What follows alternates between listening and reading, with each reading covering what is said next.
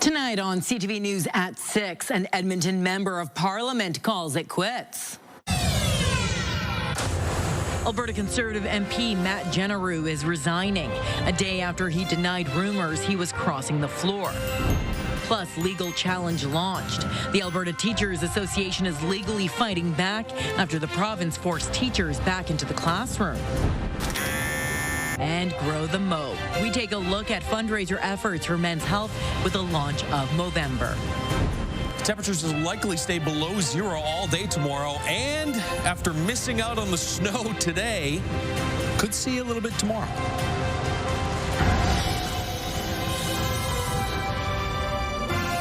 CTV Edmonton, local breaking news with Nariman Issa. Good evening. We start with developing news. Edmonton Riverbend Conservative MP Matt Jeneroux has resigned. CTV's Brendan Purdy joins us in studio now. And Brendan, it was just yesterday. It sounded like he had no plans to leave. Well, Nariman, rumors had circulated online throughout yesterday evening that Jeneroux would cross the floor to the Liberal Party, similar to what we saw from Nova Scotia MP Chris D'Entremont earlier this week. His office denied that speculation, saying he would remain a member of the Conservative caucus. That all changed late this afternoon when the veteran politician said he's walking away from Parliament Hill. In a statement, Jeneroux said, "I ran in the last election hoping Canadians would put their faith in Pierre Poilievre's Conservatives," adding that "I wanted to play a part in that vision." He went on to express his admiration for what he called many remarkable people elected to the House of Commons on both sides of the aisle. He didn't give a reason for his resignation.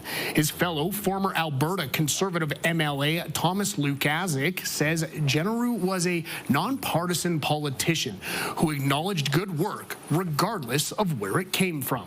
I don't think Matt Jeneroux's approach to politics aligns very well with Mr. Poilievre, and the leader of the Conservative Party. He is a very partisan in the way he conducts himself and conducts politics. So, this may be part of the reason when Matt said enough is enough. I cannot just continuously sit and criticize. I think there are areas where we can actually work with government. Lukazik says Prime Minister Carney's Liberals will be looking to pick up Edmonton Riverbend in a by-election. Jeneroux says he hopes to address the House one final time in the future, but that his focus is now shifting towards his family. Nariman? All right, thank you. Brendan Purdy reporting live for us tonight. The Alberta Teachers Association is launching a legal challenge against the legislation used by the province to force teachers back into the classroom. Bill 2 was used to end the 3-week-long teacher strike. It imposed a contract and included the use of the notwithstanding clause to remove the teachers' collective bargaining power. CTV's Miriam Valdez-Carletti joining us in studio now. And Miriam, what is the ATA's plan? Well, Nariman, the ATA says the Back to School Act sets a precedent that threatens the fundamental freedoms and legal protections afforded to all Albertans. It's filed an application in the Court of King's Bench, which includes a request for an injunction to pause Bill 2 while the case is heard. Our message to the government is simple. You may silence teachers in the legislature with Bill 2, but you cannot silence them in the courts. Our message to Albertans is equally clear. This fight belongs to you too.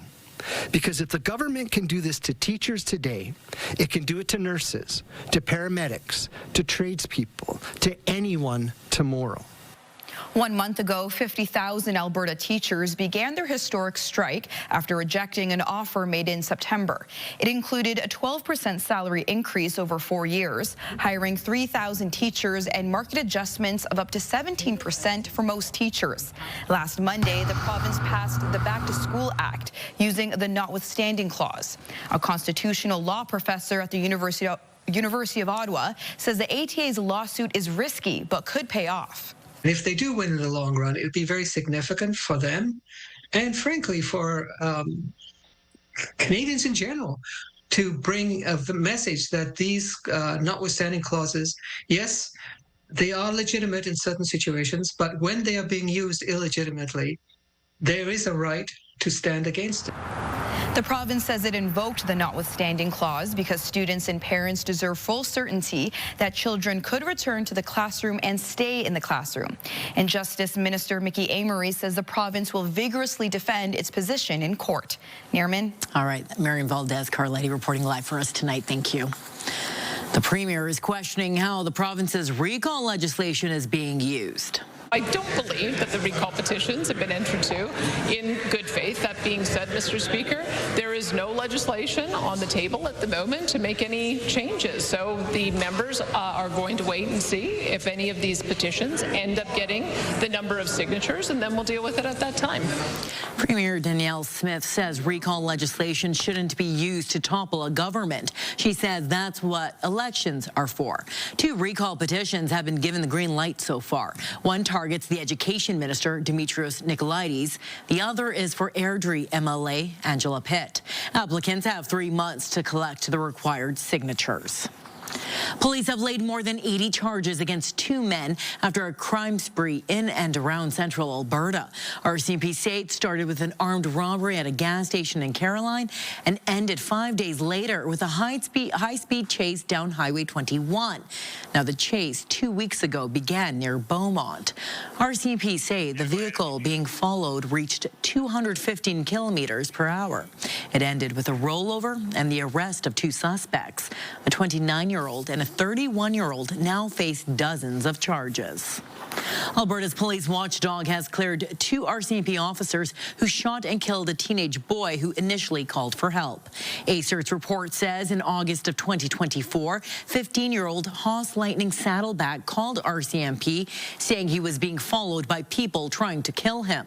Responding officers discovered he was carrying weapons which he handed over. The teen wouldn't drop his backpack, and ACERT says he reached into his bag in a way suggesting he had a gun inside. Now, he pointed it at the officers and he was shot and killed. He was unarmed. ACERT says the officers were defending themselves, believing the teen had a gun. A counselor with the Samson Cree Nation says the report is biased and contradictory. Isaiah Swampy Omisu says a systemic racist body investigating another systemic racist body will produce the same results: injustice in all its form. An Edmonton Police Service officer has been charged in connection with a sexual assault while on duty. ACERT was directed to investigate the allegation 2 years ago. It found there was reason to believe an offense has happened. Now, Crown prosecutors determined charges could be laid. Constable Renzo Geronimo is facing a number of charges, including sexual assault and unlawful confinement. EPS says the 5-year member is currently in a non-frontline role and his duty status is currently under review. City Council's decision to spend $1 million to create day shelter spaces for the homeless is getting mixed reviews from people who work with the vulnerable. While some say the effort will help protect people from the cold, others worry it's too simple of a solution for a complex population. CTV's Jeremy Thompson explains. People who come to the emergency shelter section of Pimacawin often transition into more permanent housing at the same facility, where they can access an array of supports. I would say our capacity is almost always full. We are always cycling people. Carrie Cardinal says many of her staff have experienced homelessness and addiction, which helps build trust with clients, a vital ingredient to address complex problems. You don't really know what those solutions are until you build those relationships with people and get to know them and find out what their needs are. Are you able to do that in a day shelter project? I'm not sure. Cardinal is skeptical about City Council's $1 million move to create day shelter spaces ahead of winter weather. She'd rather see that money go towards programs proven to get people housed. I wouldn't consider it a solution to what's going on right now on our streets. Mayor Andrew Knack says the day shelters are intended to give people somewhere safe and warm to spend time other than libraries, parks, or transit centers. Too many neighborhoods are feeling the impacts of growing homelessness and the pressure it places on residences and businesses. Minister Jason Nixon says there's no need for day shelters in Edmonton. It is the rules that shelters must be open 24 hours a day, 7 days a week. In a statement responding to Nixon, Mayor Knack says in order to address the concerns raised by Edmontonians, we want to provide additional support on top of the work being done by the provincial government. It's just the first step of a stairwell, right? You have to get to the top, and that day shelter is the first step. Homelessness homelessness advocate Mark Charrington says the spaces could be a game changer, but the details matter. He says day shelters can be as simple as a warm room with some snacks and coffee, or a hub with all sorts of supports and resources. And I have enough trust with our city council to do it right, keep the religion out of it, and keep the enforcement out of it, and people will come. City staff are currently consulting social agencies to find the best model for the money.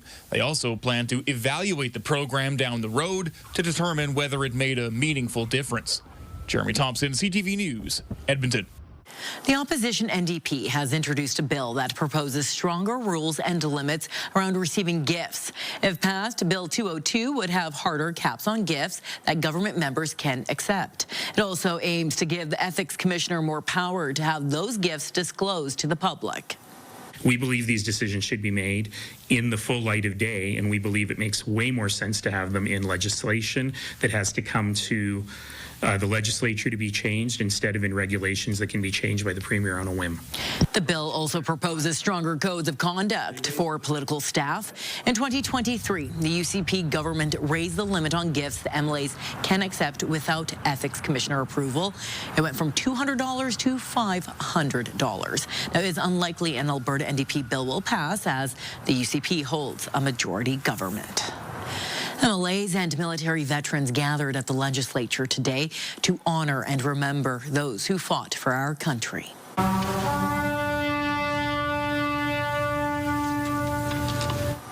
The ceremony recognized the contributions of Canadian and Indigenous veterans. Many filled the rotunda to pay their respects to military members, both past and present. That included Premier Danielle Smith and Opposition Leader Naheed Nenshi. This ceremony today is also a promise that those of us gathered here and people across this free and peaceful province will honor and remember those brave acts and hold gratitude in our hearts forever for those men and women who have served and who continue to serve in armed conflicts around the world. National Indigenous Veterans Day is this Saturday and Remembrance Day is on Tuesday. Well, first check on weather, and we got a little skiff of the snow this morning. Yeah, there were a couple snowflakes flying. We were saved a little bit from that heavy snowfall that we see in other parts. Yeah, I mean, if we were going to pick up any accumulating snow, it would have been overnight last night when the rain was coming down fairly heavily. They had that changed over to snow. We would have woken up to some accumulation. Just in the mid-levels of the atmosphere, it stayed warm enough that it was all rain. But in these areas in white, just off to the north and east of the Edmonton area, there was snow on the ground this morning. There's still snow on the ground this afternoon, a couple centimeters worth in through many of these areas. In fact, as close as like Redwater, Bruderheim, Elk Island, there is snow on the ground. Here in Edmonton, it was just wet and cool through the day today. Officially, the high will be 2 degrees. That was just after midnight. Most of the day today, we've been bouncing back and forth between 0 and +1. We'll get to -1 just prior to midnight, and that'll end up as the low for today. This is what it looks like outside right now with the CTV drone, and we've been under cloudy skies all day.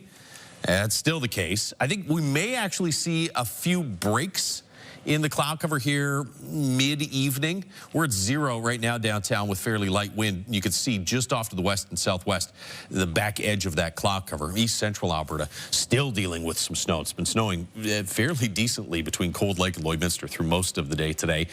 Look off to the southwest. There's the next system coming through, and that one will mainly target areas south of Edmonton. So last night it was mainly north of the city. Tomorrow it's mainly south of the city. But we will probably see at least some snow through the day. Should start by mid to late morning, and it'll carry through into the evening hours. Daytime high tomorrow below 0, about -1 right around lunchtime, with temperatures 2 or 3 degrees below 0 through the afternoon. It does warm up through the weekend and into early next week. We'll take a closer look at that in a couple minutes. All right, thank you, Josh.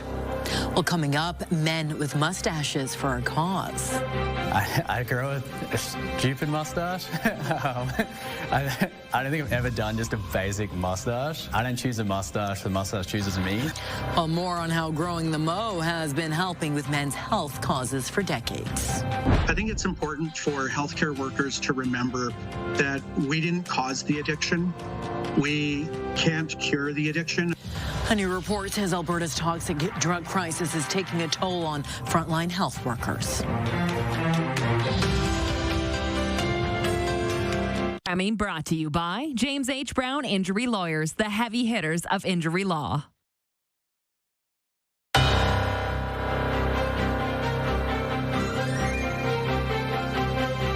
Healthcare professionals say Alberta's toxic drug crisis is also taking a toll on those trying to save lives. A report from researchers at the Parkland Institute says frontline health workers in Alberta face burnout, violence, and shortened careers because of the rising demands of the drug toxicity crisis. The study surveyed more than 500 healthcare workers, including paramedics and emergency staff, and found many feel abandoned, undertrained, and unsupported. The report calls for more supportive housing and flexibility to let communities respond to the crisis. Recently, the province passed involuntary compassion intervention legislation. At least one recovery doctor says that kind of treatment has promise. I think it's important for healthcare workers to remember that we didn't cause the addiction. We can't cure the addiction of ourselves. We can't make somebody do well or not do well. And we can't actually control how that person's going to live their lives. But we can offer meaningful tools, meaningful supports in the future when compassionate intervention is implemented. The province says drug poisoning deaths are down more than 35% since 2023. It's November, meaning lots of men are growing out their mustaches. Movember has raised more than $1.5 billion for men's health since it started more than 20 years ago. As CTV's Evan Kenny explains, the mustaches are a fun way to start a serious conversation. For the rest of the month, many men around the world are putting down their clippers and razors to support men's health. Justin Woodruff has been doing this for nearly 20 years. 2007 is when I started my career, and the firm was doing it. And at that point, I'm like, I don't know if I can grow a mustache. This is going to be hilarious. Let's have a go. He has fun with his mustache, taking on some out there looks. I grow a stupid mustache. I don't think I've ever done just a basic mustache. I don't choose a mustache, the mustache chooses me. Movember raises money and awareness for men's mental health, prostate cancer, and testicular cancer. We all have a brother, a cousin, a father, a friend, a loved one who's impacted by this. A report done by the charity shows 4,000 Canadians die from prostate cancer each year. The fact that we don't have a dedicated strategy for poor men's health is costing Canadian taxpayers $12.4 billion, which is a big number. And actually, that's the cost of running 12 major hospitals in a year. Woodruff's sons are his inspiration. I just want them to be open and be able to grow up in a world where they can talk about their emotions, talk about their feelings, as opposed to my dad's time in life was you bottle it up, you man up, you move on. Last year, he was recognized by Movember as one of Canada's top community advocates. This year, he's hoping to keep the conversation going. Evan Kenny, CTV News, Edmonton. The Alberta Council of Ukrainian Arts is celebrating 10 years of its art center and boutique. To mark the occasion, there will be an exhibit showcasing work from 60 alumni artists. The council acquired its own space back in 2015 to share stories about Ukrainian culture. The council's president says the traditional and contemporary art on display is influenced by the country's heritage and identity. The anniversary exhibit begins tonight and runs until December 24th. Well, coming up, ranchers take over the Edmonton Expo Center. You see all these packages of beef, and without knowing how hard it is to get it there, you have no true understanding of that. Well, they explain all the work that goes into your steak. Stay with us. Temperature staying below zero all day tomorrow, and some snow. But any snow that's on the ground as we start the weekend will be gone by the end of the weekend. Take a closer look at that warm-up for early next week in a couple minutes. Programming brought to you by Century Casino. 3 great locations: Edmonton, St. Albert, and Century Mile.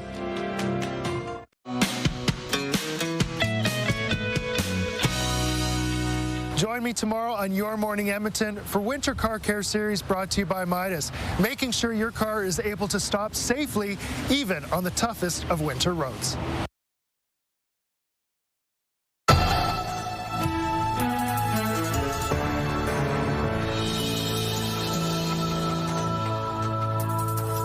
FarmFair FarmFair International is back at the Edmonton Expo Center, attracting ranchers from around the world.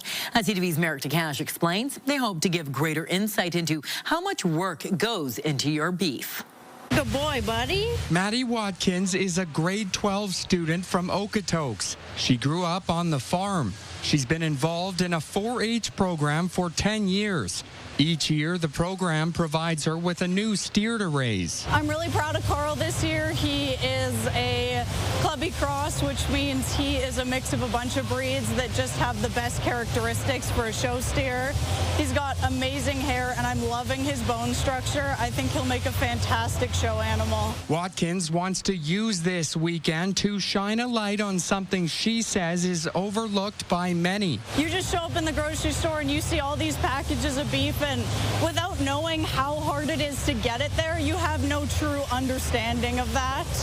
And it takes a community to be able to make that happen. Her father, Peter Watkins, brings his cattle to Edmonton's farm fair every year. He says it's important to show people how much effort goes into making beef. We really pay attention to characteristics and are just trying to raise the best animals to take to the beef industry that we can. A big part of raising cattle is genetics, and that's why we're all here at FarmFair International. People from all over the world are at this year's event. Ignacio Gomez brought 9 Mexican cattle ranchers from Guadalajara. He says they have a lot to learn. You have improved a lot your bloodlines, the genetics of different breeds, and that will help a lot the Mexican cattle growers to improve their cattle genetics on their herds down in Mexico. Back in the barn, Watkins hopes everybody coming to Farm Fair for the first time learns lots. When you've grown up in the livestock and agriculture industry, it's quite shocking to see the divide between rural and urban and how it's stretching every year. A gap this event hopes to help close. Matt Jeneroux, CTV News, Edmonton. I've never heard someone ooh and ah so much over it. Cows are underrated on the cuteness scale. And I say that every day. I can drive by a field and be like, cow. So yeah, no, they're adorable. Adorable. Take a look outside right now. It's the Action Furnace River Valley Sky Cam. Action Furnace fixed rider, it's free. 0 in Edmonton right now under cloudy skies. As we said, 2 degrees officially for the high today, but that was early this morning. -3 for the high in Fort McMurray, 0 in Grand Prairie. Look at these temperatures across the south, though. There was still some warm air in southern Alberta. Temperatures into the mid-teens. Calgary, Lethbridge, and Medicine Hat. That is not coming our way. Although it will warm up a little bit early next week. Snow still falling here in east central Alberta. There's the next system getting set to come through. And as we mentioned earlier in the newscast, last night's system was mainly affecting areas north and east of the Edmonton area. Tomorrow's system is going to be a lot further south. So overnight tonight, we'll see some snow in through the foothills mountain parks. And then by tomorrow morning, you have snow west and northwest of Edmonton. Along Highway 43, you may pick up a little bit of snow. There may even be a bit of accumulation in ditches just west of Edmonton along Highway 16. QE2 between Edmonton and Red Deer, you're going to have snow pretty much all day tomorrow. Now, that's a fairly heavily traveled road, so I don't think icing is going to be that significant a problem because of all the steady traffic. But here, some of these rural roads on either side of the QE2 could be fairly icy by late in the day tomorrow, as temperatures will stay below 0 all day. You're going to have that snow melting on contact with the road and then eventually freezing if there's a little bit of a break in traffic. Further off to the southeast, you'll also see that rain-snow mix around Medicine Hat change over to some snow later in the day. Here in Edmonton, the best chance for snow, as we said, comes around lunchtime through the afternoon and even into the early evening hours. There may still be a few flurries kicking around. So the fact that we have cooled down significantly in the mid-levels, which is what had us dealing with rain instead of snow last night, and the fact that there's going to be snow in the area pretty much all day tomorrow, especially through the afternoon, leads me to believe that we'll get at least 1 to maybe in some neighborhoods as much as 3 or 4 centimeters of accumulation. Again, mainly on grassy areas. I think a lot of the roadways just going to be wet and then icy. Here's the best chance for some significant accumulation. Down in that area between Red Deer and Coronation, in the dark blue, purple zones, could see 5 or more centimeters of snow, as well just west of Edmonton along Highway 16. A better chance for some snow there as opposed to today, which was all in east central Alberta. -5 in Fort McMurray tomorrow morning, -1 in Red Deer, around the freezing mark in Grand Prairie right now. It's 0 as well here in Edmonton. We'll slip to about -3 by tomorrow morning. Maybe a few gaps in the cloud cover, but way more cloud than clear sky.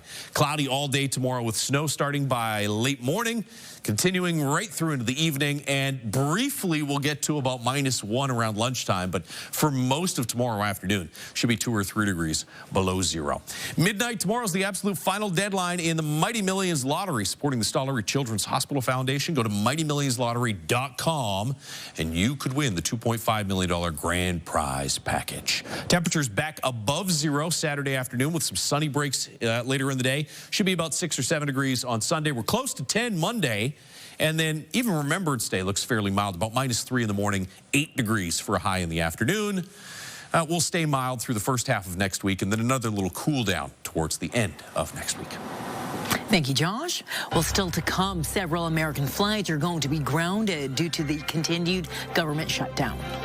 They're not exempt from this reduction. They will be affected by it. And the question is going to be, what does that mean? How some Canadian passengers are also going to be feeling the effects, whether they're flying through Canada or the U.S. Programming brought to you by James H. Brown Injury Lawyers, the heavy hitters of injury law.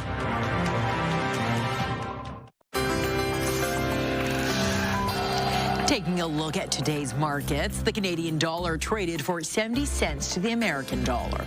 Oil was down 17 cents, closing the day at $59.43 U.S. a barrel. Gold lost nearly $2 on the day. The TSX and the Dow Jones both ended the day lower, down 234 points and 398 points, respectively. Prime Minister Mark Carney's minority Liberal government survived the first in a series of confidence votes connected to the 2025 federal budget. The Conservative sub-amendment to the budget was defeated. The result was a foregone conclusion after the NDP said it would vote against the motion. A Bloc Québécois amendment that also calls for the House to reject the budget will be voted on tomorrow. The NDP says it's still studying that one. If the federal budget passes, we could see cuts to government agencies like Stats Canada. Now, it's responsible for collecting, analyzing, and distributing data. CTV's Abigail Beeman has more on how the anticipated slashing will affect you. It really worries me. Munir Sheikh resigned as Canada's chief statistician over the Harper government's 2010 decision to kill the long-form census. Today, he's concerned about new Statistics Canada cuts in the budget, saying Canada already has substantial data gaps, which will now multiply. Cuts at an organization like Statistics Canada is an indication that our country is getting poorer, and we can't afford to do the things that are an absolute necessity. Deep in the budget annex, under department-specific cuts, it reads, the frequency of data collection will be reduced where the requirements can be met through statistical modeling or other modern methods. In addition, adjustments will be made to the frequency and level of detail collected for data sets which demonstrate less relevance to Canadians. CTV News asked Statistics Canada and the Finance Department a whole slew of questions. What type of data will be collected less often? What will be collected with fewer details? And who decides what has less relevance for Canadians? They didn't answer any of them. In a statement, a Department of Finance official said further details on savings under the Comprehensive Expenditure Review will be available through Statistics Canada in due course. Lack of information always makes me nervous. Biostatistician Erica Moody says the work of Statistics Canada is critical, from government to business to community groups to your personal life, and less of it is worrying. Cuts to these data or data collection, the fineness of this data collection could impact things like transit lines in my neighborhood. On the other side, as a researcher, it also affects the work done by my students. Oh, and from our archives, among those in support of Statistics Canada during the long-form census death fiasco, then Bank of Canada Governor Mark Carney. We will need to evaluate the impact of any proposed changes. The former head of Statistics Canada warns if the Canadian economy gets worse, even further and worse cuts to data are very possible. Abigail Beeman, CTV News, Ottawa. 40 American cities are slashing airline capacity, something that could affect Canadian travelers. It's a result of a government shutdown, now the longest in U.S. history. CTV's Heather Wright reports. It's a standard Thursday at Canada's largest airport, but travelers are bracing for turbulence. It's really unfortunate. Transportation officials in the United States plan to slash air traffic by 10% at 40 major airports, including New York, Washington, Chicago, and Los Angeles. Reduction set to begin Friday. The Federal Aviation Administration and U.S. Transportation Department say traffic reduction is necessary to ease pressure on air traffic controllers and security screening agents who have been working without pay during the 36-day U.S. government shutdown. If I was working, I sure as hell wouldn't want to be working without any pay. This has worsened staff shortages, caused widespread flight delays and long security lines at American airports. And since many Canadian travelers are bound for U.S. destinations, both passengers and carriers here are expected to feel the pinch. They're not exempt from this reduction. They will be affected by it. And the question is going to be, what does that mean? WestJet says so far their operations have not been impacted. We are continuing to monitor the situation and proactively manage our operations to minimize any potential disruptions going forward. While Air Canada says we are monitoring the situation and awaiting more details. Adding, for customers who may be connecting onto U.S. domestic flights operated by our partner United Airlines, we have put in place a goodwill policy to allow them to change or defer their travel with no change fee. Experts warn even domestic flights could be impacted. For example, a flight from Toronto to Vancouver spends about half of its flight in U.S. airspace. Now, carriers could opt to fly through Canadian skies to avoid any disruptions, but that would add another hour to the length of that flight. Heather Wright, CTV News, Toronto. The Supreme Court has dismissed an appeal by a BC ostrich farm to stop a cull order to euthanize its flock. CTV's Judy Trin reports. You want to know what pain looks like, Canada? The end of a saga that began last December when dozens of birds died on the Universal Ostrich Farm.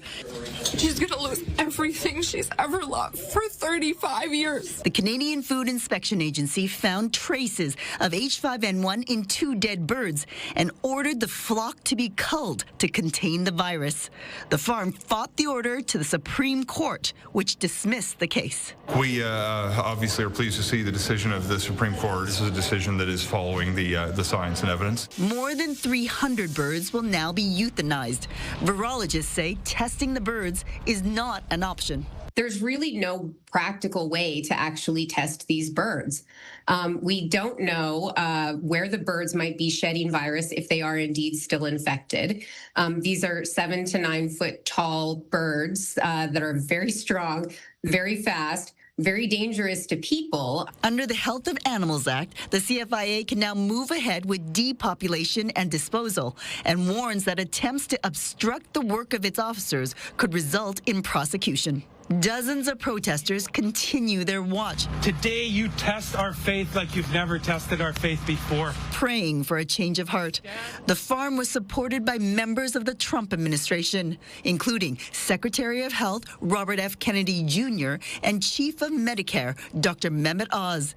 An American billionaire also contributed $50,000 to the farm's legal fight and is asking Prime Minister Mark Carney to intervene. I am asking for sympathy and I'm asking for common sense to prevail. This culling of poultry or stamping out policy that the CFIA is carrying out is an international standard that numerous nations have signed on to, including the U.S. The aim is to contain outbreaks. Judy Trin, CTV News, Ottawa. The Supreme Court of Canada has decided to hear appeals challenging Saskatchewan's school pronoun law. It prevents children under 16 from changing their names or pronouns at school without a parent's consent. Saskatchewan invoked the notwithstanding clause in passing it. No date has been set yet for the hearing. The law was challenged by the Regina organization You Are Pride. The UCP government passed a similar law in Alberta last year. Prince Harry issued an apology to Canadians today for wearing an LA Dodgers hat during the World Series. I was under duress. There wasn't much choice. I was invited to the LA Dodgers box, or the dugout, by the owner himself, so I was doing what I thought was the polite thing to do. But I'm going to wear this from now on to make sure I don't make any more of those mistakes. But the other piece to this was, as you could probably relate, when you're missing a lot of hair on top and you're sitting under floodlights, you'll take any hat that's available.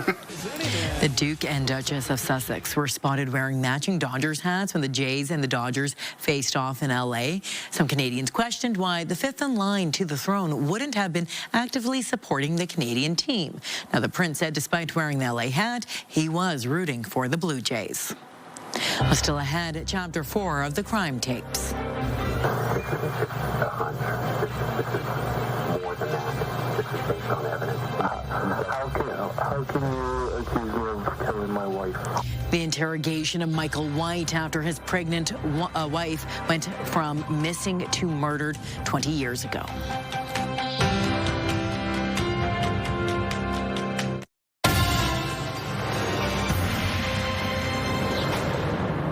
Our new series with veteran reporter David Owasik looks at the historic case of Michael White and the murder of his pregnant wife, Leanna. Here now is a continuation of Michael White's 2006 trial, including police interrogation video on our crime tapes.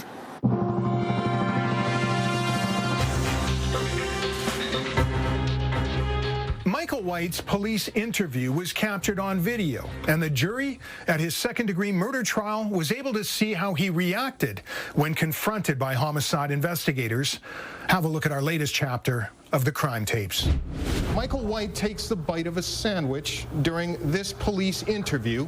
He's just been charged with murder. His pregnant wife's body discovered by him hours before. A detective tells White police have a strong case.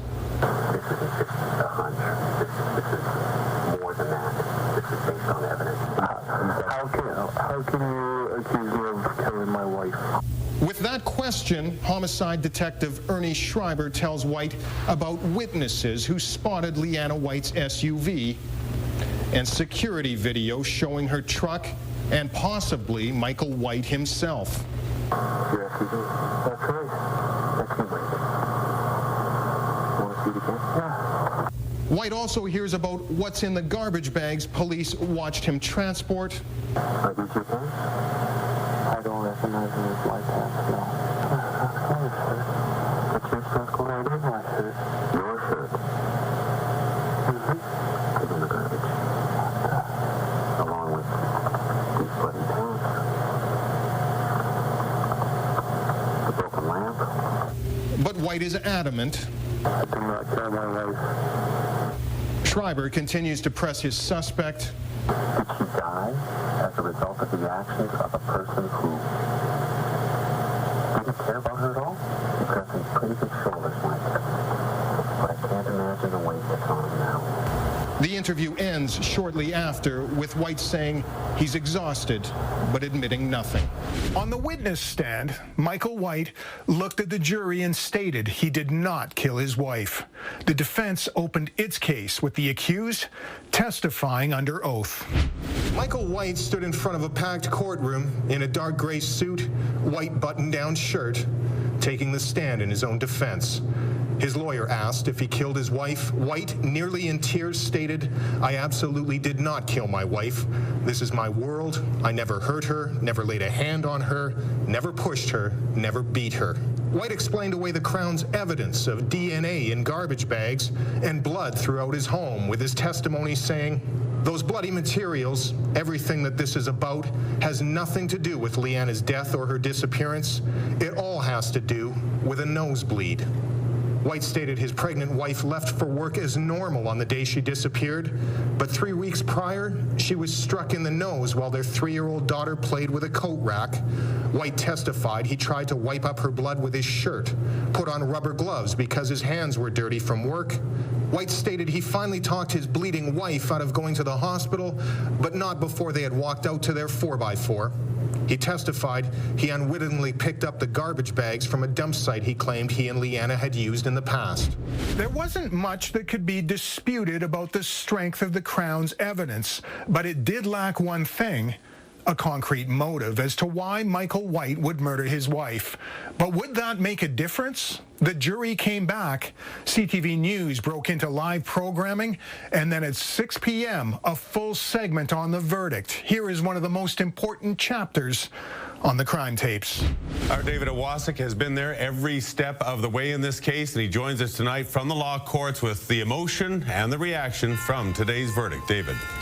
Daryl, Michael White seemed to be in shock at hearing that he'd been found guilty of second-degree murder. He quickly threw his head back, then he put his chin down to his chest. Maureen Kelly, the mother of Leanna White, the victim, well, she broke down in tears, but she quickly composed herself, came out of the courthouse, and spoke with the media. Oh, I hate him. I hate what he's done. I have no feelings for him. This was not the end of the case. In our next edition of the crime tapes, you'll learn something the jury did not have access to, that there may have been a witness to this crime.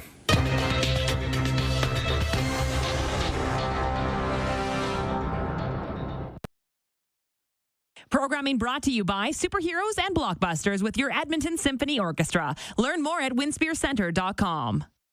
We've got another great night of entertainment coming up right here on CTV, starting at 7 with E-Talk. The holiday train is now ready to start its annual journey. CPKC says the tradition gets people into the Christmas spirit while also supporting local food banks. CTV's Kevin Fleming reports. It's primed and ready for its 6-week trip. The holiday train is based in Calgary at CPKC's corporate headquarters, where crews get everything ready for its festive journey. It started back in 1999, so we're rolling into our 27th year. It was, derived as a concept of a way to give back to communities where we operate, and how do we make a difference by, fighting food insecurity. The train consists of 30 cars that will be split into 2 once it arrives in Montreal. It's hard to see in the daylight, but the boxcars have Christmas-themed light designs on them that shine bright at night. We actually change out the light displays on the boxcars every 2 years. So we'll do a new light display, and that train will go across Canada, and then the next year we shift that train to the United States and redo the lights for the Canadian train, so that every year you come to see the train, there's going to be something new to see. Peter Boyle says the trains host a variety of artists in a boxcar where the side drops down to create a stage. When the stage comes down, the kids will come up around the stage and they're waving, they're singing the Christmas carols, and it's just so much fun. And for us anyways, I find the kids, Christmas and kids is great. So it's really a credit to these artists as well, that they're willing to come and live on the train for 7 to 10 days and do between 4 and 6 shows a day, because it's kind of a grind for them. Justin Tracy made his first holiday train trip in 2008, and it's now become his Christmas tradition. It's for a great cause, but, when folks can come out with their families and enjoy a concert, enjoy giving back to the community like this, I don't think there's a better tool. The 2 trains begin their month-long journeys on November 19th. Kevin Fleming, CTV News, Calgary. And the closest stops to Edmonton will be on December 8th in Wetaskiwin and Camrose. There you go. There will probably be snow on the ground by that time. There may actually be snow on the ground by the end of tomorrow. Could see 1 to maybe as much as 3 or 4 centimeters of snow by tomorrow night. It will not start tonight. This will start mid to late morning tomorrow, carry through the afternoon and into the evening hours. We'll stay below 0 all day, -1 briefly for a daytime high around lunchtime. Most of the day, we're going to be 2 or 3 degrees below 0, but the wind will be down, so no real wind chill. Back to 3 degrees Saturday, and then somewhere in the 6 to 11 degree range for daytime highs Sunday, Monday, and Tuesday of next week. A little bit of sunshine on the way for early next week as well. We just have to get through a couple of days and we're good. Yeah. And we're good. Yeah. All right. That's all the time we have for tonight. Thank you so much for watching. Have a good rest of your evening.